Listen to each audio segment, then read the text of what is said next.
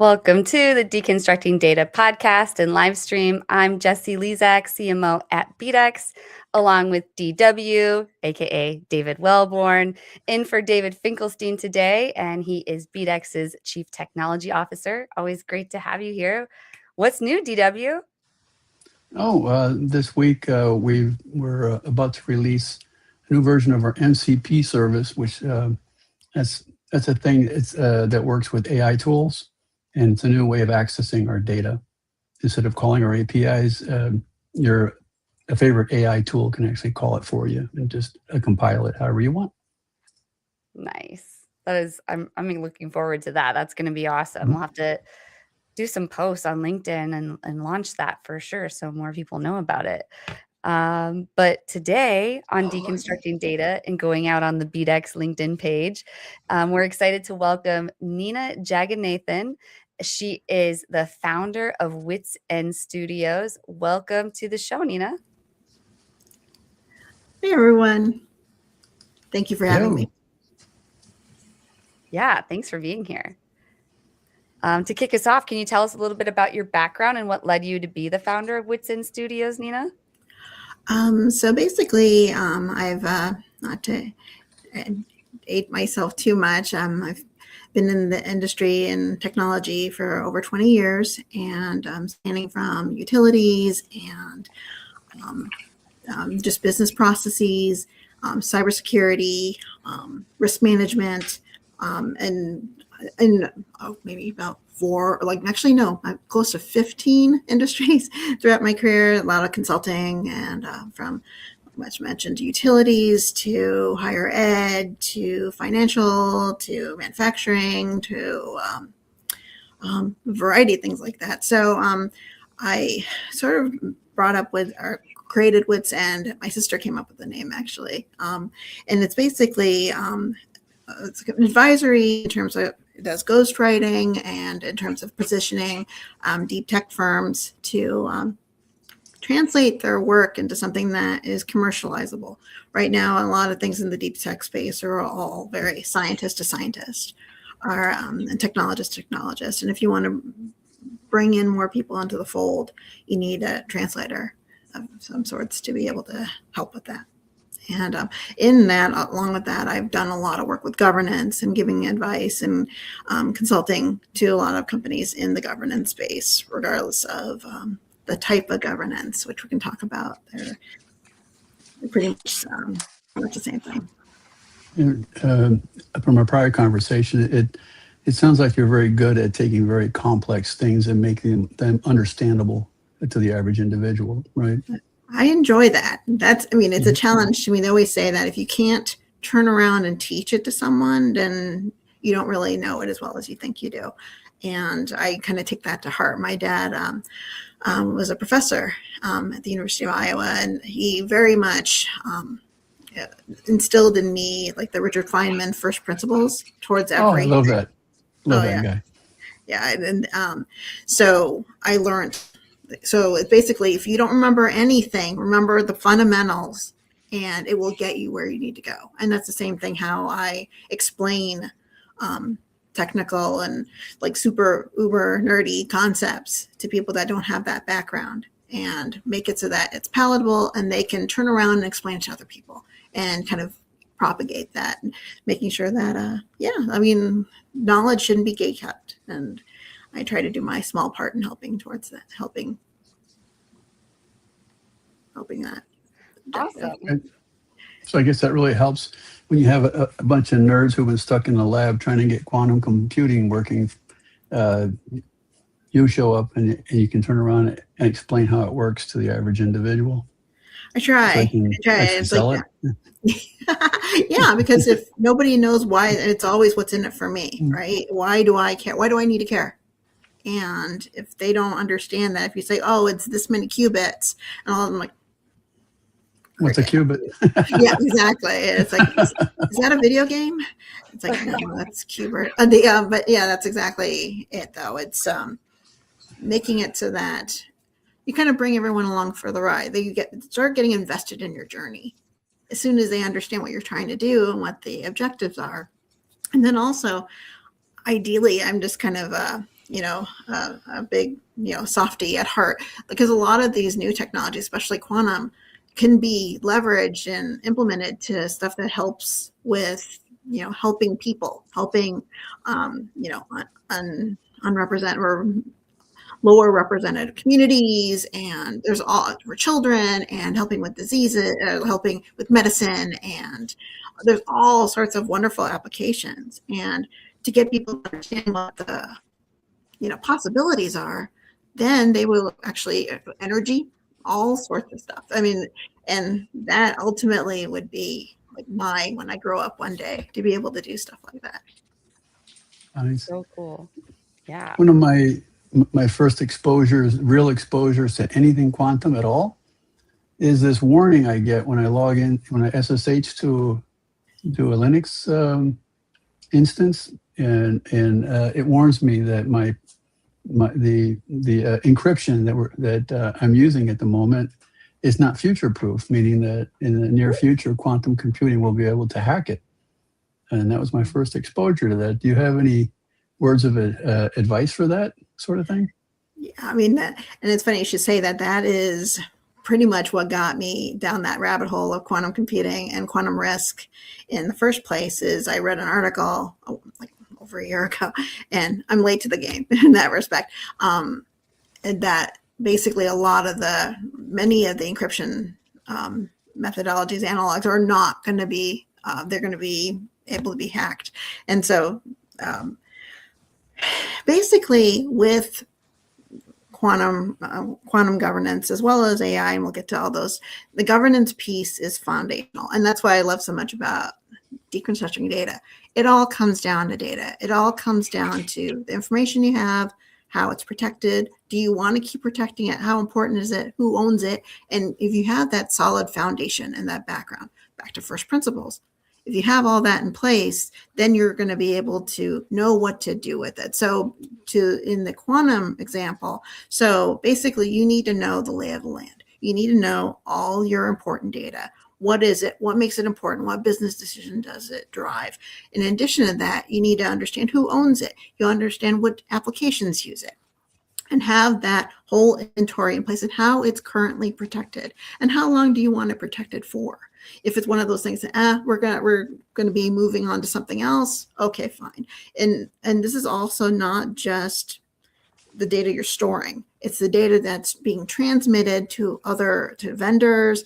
It's also data that's being used at the time. So it's basically in all different forms of data, you need to understand it's basically control. It's basically making sure you know what it is. And then once you know what it is and how it's currently being protected, work with companies to put the new algorithms, the new encryption protocols in place. But that is a lot, and that's a thing that, well, quantum's not going to be for another, whatever, 20 years, 15 years. Like, it changes every 5 minutes. And that's the thing. There's a lot of advisement about 2029, a lot of advisement 2030. And the thing is, in a lot of companies, it's going to take that long just to figure out everything. And then also, I mean, that's all just IT. If you have like manufacturing, or if you have other like legacy, if you're in a utility space and you have these legacy tools that are all black box, that are stuff from like the 60s and the 70s, and you don't even know what data is in there or being stored, that is also at risk. You have to go in with these governance, with these quantum activities, and assume it's already been compromised. Assume that it's already been, that there is, it's already gone. So, because people, what they're doing is called like harvest now, decrypt later. So basically, all the bad actors are just taking all the data. They can't access it now, but they know they will be able to. But they will, yeah. Exactly. And that's a huge risk. And also, same thing with trust certificates. Basically the same thing. They'll just grab all those too, and they'll know in the future they'll be able to access it. And not enough companies are understanding that, and they think it's a future problem and all that other stuff. And so the cow's already out of the barn. Oh yeah. In that respect. Yes, and I appreciate that. I'm from Iowa, so I do appreciate it. So you can go close the barn now, and it's like the cow's already out. Exactly. So you have to plan accordingly. Wow. Exactly. That's eye-opening, because I hadn't really thought about that. I thought we had time, but we don't really, because people may have already like sniffed, all they need to figure stuff out if we don't change something. Right. You said something about how long you hang on to data and stuff like that. That's really critical too. My personal information was released into the wild from a company, a well-known phone company, which I won't say who it is, but it's the biggest one, so you can figure it out. And I haven't had a home phone in 15 years, and they still had my Social Security back from when they used to do that. In order to get a home phone, you had to give your Social Security number and everything else. They had it, even though I had no other account with them. And they a couple of years ago they got hacked and it got out. Can you believe that? That's a very good example of you shouldn't have data you don't need anymore. Right. So, right. And totally get it. Yeah. And like I said, it's still, I mean, there's varying opinions on when it's going to, there is no Q day. And like people like to have a marketing thing. It's like, oh, it's like, all of a sudden Arnold Schwarzenegger shows up. It's not going to be like that. It is whenever they're able to decrypt your stuff. And in a lot of cases, and a lot of companies, they have a decent amount of data governance, but not to the level of encryption, not to the level that we need to protect against these, the quantum proof cryptography. And also, like I said, I mentioned before about vendors. When you are sending stuff out to vendors, what are they doing with your data? Are they protecting it? Like you had mentioned earlier about like making sure, like the Linux example. So there's multiple prongs that you need to consider. Mm-hmm. And it's out there. Quantum is out there. In Ohio, I see in the news, the Cleveland Clinic, we're the home to the first IBM quantum system. And then there's the IBM Quantum Data Center. So, I mean, there's healthcare using it, financial services are using it. So I think it's interesting to hear that, there are people out there that think it's 20 years away because it's here, it's being used. Right. Yeah, well, AI has been around for a while too, until they suddenly had this explosion due to the large language model, and now look at it. So really, quantum computing is, it seems far away, but it only needs an inflection point like that for it to explode. Right, exactly, and it's that's the thing too. It's like with quantum, with AI, the same thing. It's the thing that's frustrating with me when I run into some clients. They're of the mind that it's fine. Even with, I know we're going to get to AI. I'll hold that story till then. But like in quantum, they're like, oh, it's fine. It's not going to happen. We don't have to worry about it. And they just either that or they don't understand the enormity of it. And it's something that will happen. But like I mentioned before, I would love to meet the company that has everything lined up, everything, like all their data. They know exactly who owns it. They know exactly what business decisions it ties into. They have all that stuff, set up already. And that is awesome. Most companies don't. And they're also, like we were talking about banking at one point. So like just your online banking, all of that stuff could be something that is at risk. So it's something for companies to consider. So what would you, what is a person supposed to do? It's a real question. I'm not just saying, let's ask this question for the point of this podcast. I got a ton of data. And we have a ton of data in the BDEX. And if your assumption is, or the safe assumption is, all the encrypted data that we have has been parked somewhere, let's say, and people are going to figure out how to, decrypt it using a quantum computing. What should I do now to prevent that? Or how can I minimize that impact? I mean, I think we have to, even though we go with the assumption that it's being harvested right now, we can stop the bleeding. And the best way to do it is start doing that inventory. It's called the C-BOM is one of the acronyms for it. It's cryptographic book of materials. So it's basically understanding the lay of the land. What are all your data? How is it being protected? Who owns it? What business decisions drive it? And having that full access to everything. Start doing that. That alone is going to take a lot of companies a couple of years to do. And it's going to take time and effort. But that's the best thing that you can. And then start working with your vendors to find out what are they doing to protect the data that you send to them.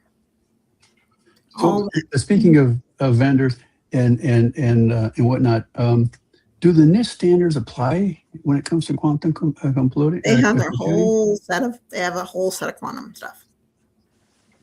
Got it. Yeah. And then also, they've done quite a bit with that too, as I've been nerding out on that. Very interesting. Yeah, I mean, a lot of quantum scientists get a little bit irritated, rightfully so. They've been talking about this for a long, long time ago, like decades. And people like me are like, "Oh, do you know there's a problem?" Like, we already knew. Yeah, we're all been, this whole time we've been yawning. Yeah, that's a Jetsons thing. We're not going to worry about that now. Right, exactly. And super frustrating. Yeah. Well, we naturally covered, without even kicking it off, preparing your data for the quantum era. So before we get into the next topic, which is AI governance in a rapidly changing landscape, is there anything else you'd like to add on this topic, Nina? Basically, just the thing is also another thing that companies don't realize is anything that I'm suggesting in terms of quantum, it is a good idea to do regardless, even if quantum wasn't around on the horizon. It's good to have full control over your domain, and it's not enough companies spend enough time on it, to be honest. So I think it's a good practice regardless to get your house in order. Well said. Absolutely. All right. Great convo so far. Let's get into the next topic. AI governance is in a rapidly changing landscape. Talk to us about that, Nina. This one's been fun. I've talked to a lot of people about it, and it's been a varying spectrum of approaches towards it. Some are taking it very seriously, and they're adding the governance piece to it, which needs to be there. It's and putting in strict guardrails and having policies and all this other stuff, because ultimately governance, whether it be AI, whether it be quantum, or it be just security in general, it could be anything. Governance is governance is governance. And it's understanding what your data does and who owns it and what happens if something goes wrong, or what business decisions. It allows you to, and understanding changes to data, what are the business impacts, all this stuff. And AI especially has another angle, is if basically who owns it, and what if something goes wrong? What if AI does an AI thing and drifts or hallucinates and makes decisions that isn't what is intended? Who is the human in the middle? Who is making all? And so basically, I've seen a lot of companies that think that, oh, well, we'll just write a policy. We'll do some, a version of a trust fall exercise, and it's like, oh, we'll just throw a ball around a room and just like, okay, what's a AI term, and let's make this fun little party, and that thinking that's efficient. And it's frightening, because a lot of these companies need to make their business model is something that requires a lot of scrutiny, and then they're loose with their AI, and there's no direction around it other than make sure you do right decisions. And here's 5 things in this one PowerPoint that we want to show you. Just follow these and you should be fine. The number of companies I've seen, like in Instagram and whatnot, I think I made a post on this on LinkedIn, because I went full Karen on this one. And they said, like, the advertisement that they use is, the scenario they painted was, okay, if you are having a conversation with your manager and you don't know what to say, or he or she asks you for feedback on some presentation or some material, upload it into our system and we will give you advice. So in other words, go ahead With and put icons, yeah, sure, why little not? icons, yeah. My mind. I was like, what? I ran to the comments there to like, I want DM them. I'm like, no, you do not do that. You do not advise anyone to do that. And so, yeah, so when companies that don't have proper governance in place, or they think, oh, well, just employees will do the right thing. I mean, nobody's going to upload their proprietary information with bad. I mean, some might have ill intent, but some of them are just trying to do their jobs and they think this is a way to help them. So nobody has any bad intentions to do it. They just don't know any better. And that's the thing with governance, and a strict governance about making sure everyone's educated and they have something in place other than, like I said, the trust fall exercise. Oh, we'll just do this over drinks. No. Well, Yeah, I tend to get off. So like an example, like AI governance. Are you talking about like I've heard companies using a hosted version of Claude, for instance, versus using Anthropic's direct APIs? Is that something that would fall under? Is that being done because of AI governance? It should be. I mean, there should be rules and the AI policy should talk about, like, at a high level, do's and don'ts. And then also the standards are like, these are the lists of things. And if there is a new venue, a new way to that they'd like to leverage AI, goes through some sort of committee or some decision-making body. And that is the process that the governance puts in place, as well as, once again, back to data, knowing what the inventory of, like hygiene, pretty much good habits. And it's like, and understanding where all the data, what data is being used by AI, in what tools, in which way, and what business decisions are being driven by it, who owns it, and if something goes wrong, what was it? And if something goes wrong, what's the kill switch? What do you do to stop it? What do you do before it starts sending out transactions? What do you do if and having like a risk-based approach? So if this particular proposal, this agentic AI component is hitting this data, which is high risk, and it's doing this and this and this, then a governing body should weigh in on how it should work and the level of involvement they should have, and how it works and how it gets run and who is monitoring it. And the same thing is, oh, this is some small thing I'm running on, looking at various documentation on my SharePoint site. Okay, no, and it doesn't do anything. It just reads stuff. Okay, fine. Like that type of thing. And having that discernment is important. That's the part that governance has to put in place and be educated on.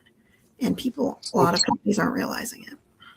Right, so like what data is being used by AI, inadvertently, I guess an employee could upload a customer's sensitive data or something in the process of doing their job. Yep, absolutely. That's valid. I love the question, who owns it? So you have a developer, he uses AI, or he or she uses AI, and gets a feature done, and it makes it past QA somehow. Yet there's some insidious bug, in production. We decided it was always going to be the developer's fault, no matter what, because they're the ones that use the tool. They should have checked it if it made it out and it was reasonable enough to catch. What are your thoughts on that? I mean, it is a totally different animal. The thing is, I would love a lot of companies to consider, because a lot of times when you run something over and over again, AI does drift. So is this the type of thing that the responses change each time you run it, or after like 10 times it starts doing something wacky? There has to be, it can't just be the developer. It should be the business owner, the person that requested that tool, that wanted that done, should ultimately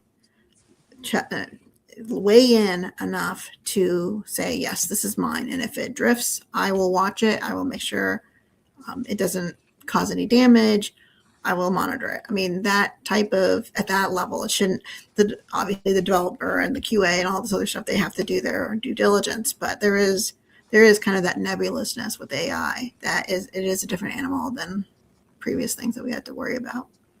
It's a new world. Mm-hmm. Absolutely. All right. Well, I'm going to transition us to our third topic. I guess before I do, though, I'll ask you, is any like actionable tips you might give to any businesses who are looking to address AI governance in a rapidly changing landscape? I mean, like I said, I'm going to sound like a broken record, but it's all about the data. It's understanding all the inventory, understanding your inventory from an agentic perspective as well as vendors. There's also the vendor component, because a lot of companies, a lot of vendors, their tool might be this widget A, but their latest release might have an AI component on it. So third-party risk management is also key, because you have to, whoever's running that has to keep an eye on if the features in that tool have evolved to include AI, and what are they doing with your data. And sometimes it get just added and they don't necessarily tell you, or they don't make it clear that that's what's going on. So to answer your question, inventory, understanding from an agent perspective, what tools you're currently using, what does it touch, who owns it, all that, get that book of materials in place. And same with your vendors. So are you, who are these companies, and what data do they touch? And what AI components, if any, do they have that they recently done, and what do they do with your data? And when you end your relationship with them, what do they return the data? Do they erase it? What do they do, or do they keep it? There was in the news, I forgot what it was. There was some application that makes a big statement of any pictures you upload, anything you do, it will be ours in perpetuity. And That's Facebook. That does it too. Yeah, mm-hmm. Any Meta product does. And then there are other ones that do that too, and they're very specific. And one of them, I forgot the name, it's not only do we keep your data, in the future, no matter what, we'll always have it. Even if it's like something that doesn't last on the system, or you immediately delete it, doesn't matter. We say it over and over again, the internet's forever. So there's a lot of things like that they can use. They train on your data, and your competitors might use the same tool. So there's a lot of that stuff or somebody in their in good faith attempt to get their job done uploads Nina's social security number. Oh yeah, definitely. Yep. Well, we've talked about the opportunities. Oh, sorry, David, were you going to add on to that? No. I just said it's been known to happen. Yeah. Yes. Definitely. So we've talked about the opportunities with AI, and we've talked about the risks, but none of that really matters if we don't know what data we have, where it lives, who owns it, how it's being used. So let's change into our last topic that's becoming the foundational. It is becoming something it should be foundational for every organization, managing risk through strong data governance. What does that actually look like, Nina, in practice, and where should companies even start? Like I said, the thing that's so cool about it, I'm going to repeat myself again. That's the thing. It's like, when I was looking at the topics, like, oh God, that's not going to sound the same. But data governance is 100% table stakes. You said at the beginning, you said you bring things down to the core fundamentals, and you build on that, and that's what you're saying each and every time is these fundamentals. I'm sorry to interrupt you. Oh no! You're 100% right. That's what I end up thinking that way, and that's how I explain things too. So data is like you said, Jessie. Data is absolutely foundational, and understanding every nook and cranny of it, and understanding the evolution of it, and keeping it super secure, and keeping it quantum secure, like with the encryption that is involved, keeping track of all of that, and having that huge lay of the land, and what decisions drive it, who owns it, and all that good stuff. So, and then also putting risk around it. So how important is this data? And it's like, okay, what riskier, what decisions are being made for it, and how much impact. And also we can overlay financial or quantitative, which we haven't talked about yet, is, and especially with risk, is like there's also like okay, this is risky because it has PII and this has stuff that we care about. But in addition, how much money would we lose if this got out?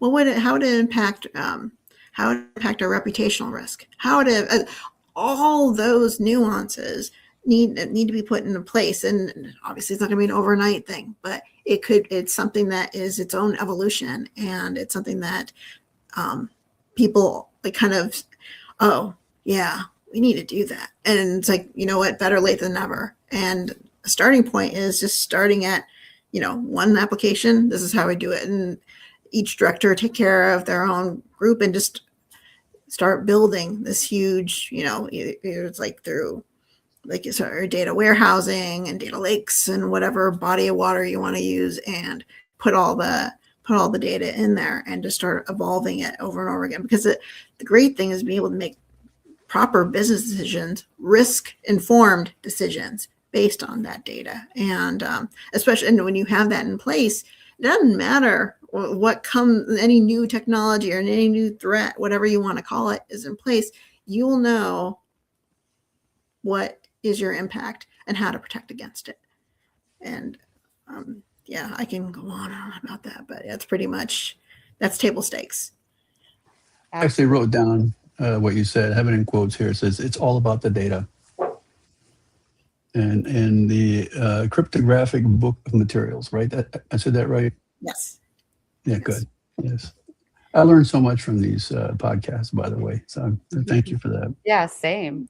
And we've got questions in the comments. So what are 3 governance decisions that mid-market companies can make to grow revenue? That's actually really good, because the thing is, like, the challenge is governance is, I'm a huge governance nerd, so I'm going to go, I keep climbing back on that soapbox. I'm going to do it again now. So the thing is, governance is considered a cost center. It's considered there is no revenue associated with it. But the thing is, governance drives business decisions. It actually helps innovation, especially in AI, where you are able to have people trust the data that your agents produce. So David's question in terms of like the three main, I mean, data, number one, and in terms of and then I think, and yeah, and if you want to go in the AI space, absolutely should. Then have the governance around that. And quantum is coming, whether or not it's like getting that stuff. Like, okay, I'll go go crazy over it. But yeah, exactly. Yeah, it's like get those 3 in line and have risk management around it, and that hopefully that answers the question. I probably just babbled there. But. Like, I'm still on mute. It's a long question. Yeah. Chris Winters, I'll read it for those listening on audio only. This has been fabulous. You should have your own AI governance masterclass. I've learned so much in a short time. You've really impressed me on that AI governance rests with everyone in an organization. A lot of orgs want to move fast and break things, as it were. What are some small steps that can be taken at the developmental level to begin to instill good AI governance behaviors? I think I like this question. So one thing also is companies wait for the directors and the leadership to push forth that, that edict. Okay, you're going to use governance, you're going to do this, but you can do it on your own and have good hygiene and all the good governance principles on your own. So at least your house is in order. So I would say basically do the data mapping on your own. So it's like, okay, what, and ask the right questions. If the business analyst or the business owner doesn't bring it up in the stories and the JIRA stories that you write or whatever, ask those questions. So ask the ones that I've been rattling off. So like, who owns this data? What business decisions does this drive? And if something goes wrong, who is ultimately responsible for shutting it down? And end to end, what are all these components that you need to keep in mind with the design? And just doing that as part of your structure and the approach to the way you develop stuff is going to help, because even if it isn't pushed down from above, you at least are doing your part. So basically you're saying we should design in compliance. Yes, absolutely. And eventually there will be organizations that if you start getting audited, they're going to want to know why you did what you did. And if there's contracts involved in it, or, according to NIST, you're supposed to do this, you didn't, like that type of thing. So be the good steward anyway. Yeah, I was smiling at that last comment that I think Melissa said you should have your own show. And I happen to agree. I paid all these people, by the way. Oh, very good. So just using old-fashioned Google, not AI, I found that you have a website called AI Security Playbook, right? Is that yours? Yes. Yeah, that's mine. Okay, yeah. So that's a good start, I guess, for someone who wants to learn a little bit about it.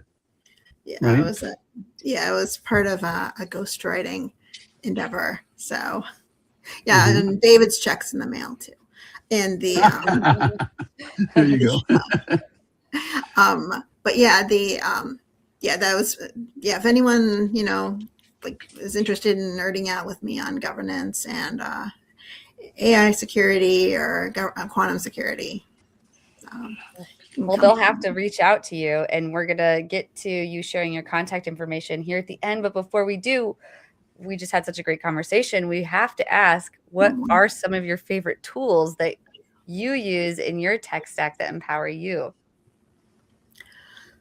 So what I do, I use AI a little bit differently, or maybe I don't. Maybe it's not different. Maybe I'm just not that special. But this is what I do is I build these little playbooks and processes.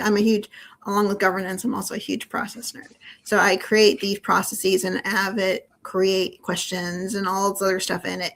I have it drill me on stuff whenever I want to have an idea for something, or a new agent, or a new process I want to build, or a new book, or a new article I want to write, or whatever. Poke holes in all this in my logic. What am I missing? And I know the running joke is always be nice to your AI tools, because when the robots rise up, you're one of the good if the AI robots won't like me, I'm not that nice. Because I try to make sure, because a lot of the AI agents tend to be very sycophantic, and so they're trying to please you, and that's how it's built. So okay, what am I missing here? What am I doing here? If I'm consulting with a company and I'm thinking, what would be the best way to write a one-pager? What would be a thing? And what would be the most use for people to provide value and educate? What would be the things I'm missing? So I guess I use chat more than I do Claude. I haven't really, and that's the thing also, it's like Claude, and I could be wrong, and somebody in the audience correct me. Claude is you have to validate your identity and show stuff, and that's giving me the ick. So I don't want to do that. And as I have my stuff's already out there already, and and so I'm trying to avoid that as much as possible. Exactly. And these old Claude, Chat, Grok, whatever, it's like religion, and it's like, my AI can beat up your AI, and it's really funny how people are very loyal to whatever. Dueling AIs. Yes. I mean, you can tell immediately when an email's been generated by AI, and a developer sends me, there's all the problems with the stuff that you did, and I'll just put that into my AI thing, and he answers back with snarky comments and everything. and I'm like, okay, complete with icons and emoticons and everything else that it always throws in there. But We actually do that. We have the Claude, and then we have the co-work, I think it's called, to critique each other's processes, in the development, and it seems to work. Yeah, I'm not. I haven't made a commitment to an AI in particular. I'm playing the field still, David. No, it's like so I kind of, I do, like I said, I kind of pit them against each other. And I actually have written that. Now, Claude said this. Can you do better? Yeah, And it's like, yeah. So yeah, my chat history looks a little unhinged. It's something I hope nobody really sees one day. It's like Codex, that's the one. So yeah. and Claude's good at writing code, but Codex is great at reviewing it. So Yes, yeah, exactly. it's for now. Let's see what happens here in the next week. You never know. Yeah, they might put a huge backdoor in something, and you never know. All the fun will pop Well, out then at that point. with 1 minute left, Nina, can you let the audience know a little bit more about you and how they can reach you after the show? I'm on LinkedIn, so that's probably the easiest way. So it's like yeah, I'm on LinkedIn. DM me if you want virtual coffee chat or whatever, and nerd out on quantum or security or governance or how the New York Mets suck. That's fine, all of it. I think it's safe to say that there's not a lot of Nina Jagannathans around out there, and there can only be one on the internet. I know there is only one. I only found one. This very unique name. Exactly. Like I'll bore you with that Genesis story some other time. Next time. We'll have to bring you on next year for another update on quantum, Nina. Absolutely. I'd love that. I think we've only touched the surface of it. So I think there's plenty of material for a few more shows, I think. Absolutely. Wouldn't you agree, Jessie? Oh, 100%. Yeah, I think we got to keep talking about it. That would be great. Well, I will see both of you backstage. And for everyone else, we'll be right back at the same time next week, Thursday at 4:15. Thank you both so much for sitting in with us. And DW, it's always great having you on Deconstructing Data. Looking forward to next time we get to see you on the show. It's always a pleasure. Thank you. All right. See you soon. So audience members, we want to invite you to get powered by BDEX. Build authentic connections with your audience and drive unprecedented engagement. So just imagine harnessing the power of AI to craft your audiences that truly resonate with your brand, ensuring that your marketing is hitting the mark every time. We want to bring you closer to those marketing goals, and we're eager to guide you. So just visit bdex.com. You can click on the Talk to an Expert button and get powered by BDEX. Deconstructing Data is the show that makes data make sense. Every Thursday, David Finkelstein and myself, Jessie Lizak, sit down with industry experts to unpack how data really drives marketing. We do this in plain language anyone can understand. If you want real insights, real conversations, and zero jargon, tune into Deconstructing Data live on LinkedIn every Thursday at 4:15 p.m. Eastern Time.